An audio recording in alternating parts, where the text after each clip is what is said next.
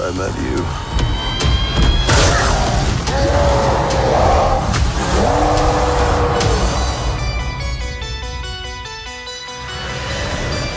여러분 안녕하세요, 삐민입니다. 이번 샌디에이고 코믹콘에서 예상대로 정말 많은 영화들의 코믹콘 전용 예고편들이 공개되었는데요. 당연히 올 11월에 개봉을 앞두고 있는 토르 3편 라그나로크의 새로운 예고편도 공개가 되었습니다. 바로 새로 공개된 점들에 대해서 알아보겠습니다. 첫 번째는 헐크입니다. 이번 예고편에서 헐크가 얼마나 이전과 달라졌는지가 공개되었는데요. 기존에 전투하는 장면을 넘어서 브루스 배너가 아닌 헐크인 상태로 대화가 가능해졌습니다.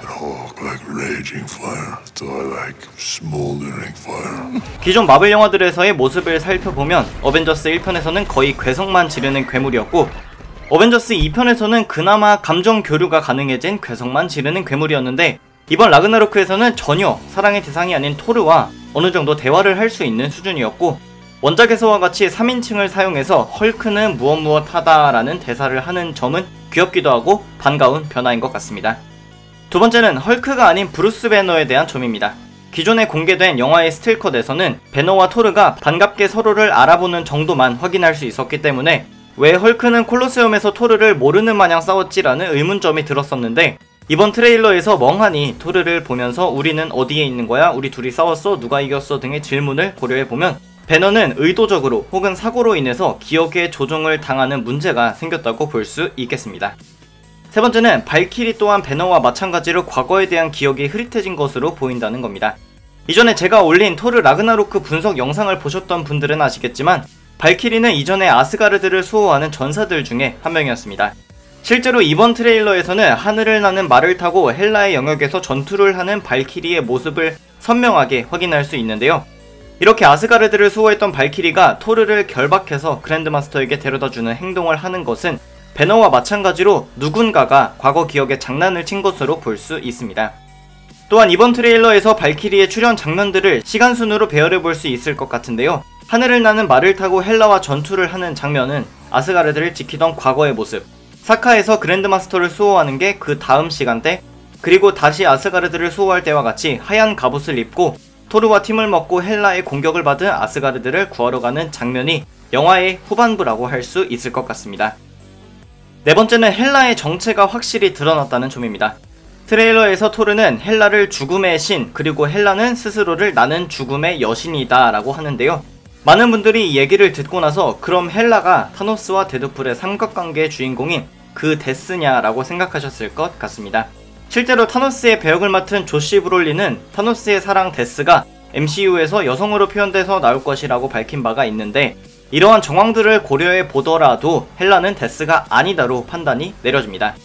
우선 헬라는 헬라라는 본인의 이름이 명확하게 있는 캐릭터이고, 죽음의 신 혹은 죽음의 여신은 그냥 본인을 지칭하는 또 다른 닉네임 같은 겁니다. 마치 토르가 천둥의 신인 것처럼요. 반면 타노스가 사랑한 데스는 그냥 이름이 데스입니다. 게다가 헬라는 니블헤임과 헬헤임의 출신이라는 게 밝혀진 반면 데스는 우주가 생성될 때부터 존재해오던 더 고차원의 캐릭터라는 등의 분명한 차이점이 있습니다.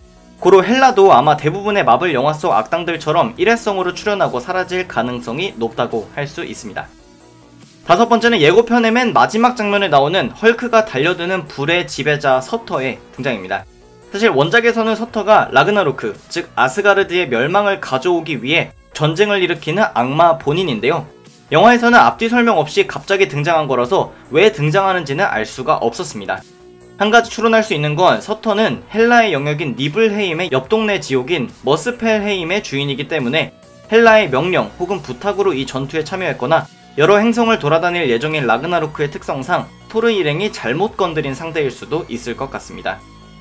여섯 번째는 토르가 사용하는 무기들에 대한 정보입니다. 우선 이번 예고편에서 볼 수 있는 토르의 무기는 총 4개인데요. 첫 번째는 부서지는 멸니르, 두 번째는 칼과 방패, 세 번째는 쌍칼, 그리고 마지막은 헬라와 직접 싸우는 창입니다.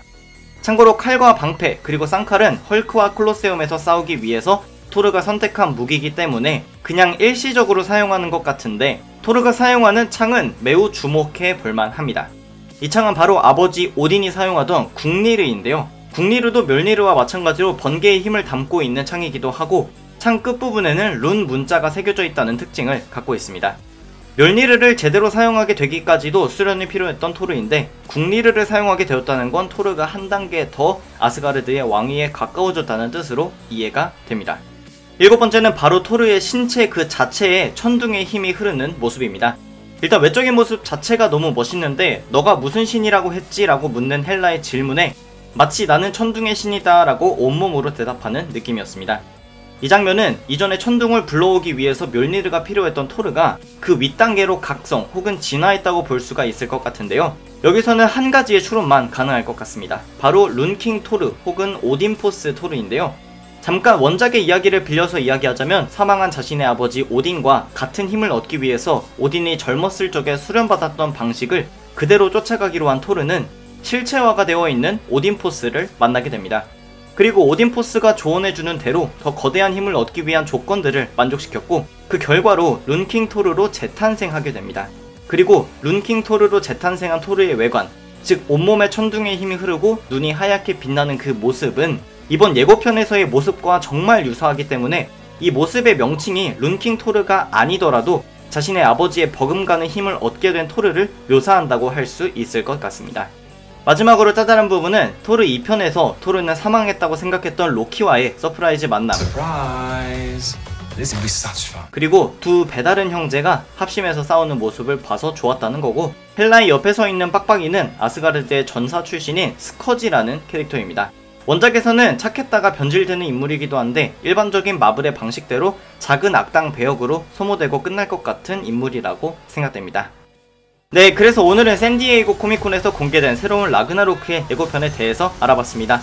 저는 지난 예고편 이후로 더 보여줄 게 있을라나 싶었는데 아직도 더 보여줄 게 많은 라그나로크였네요. 스파이더맨 때도 예고편에서 너무 많이 보여주는 게 아닌가 싶었지만 여전히 영화는 재밌었기 때문에 토르도 비슷한 결과가 아닐까 싶습니다. 어쨌든 오늘의 영상은 여기까지였습니다. 재밌게 보셨다면 추천과 구독 부탁드립니다. 감사합니다. 지금까지 삐맨이었습니다.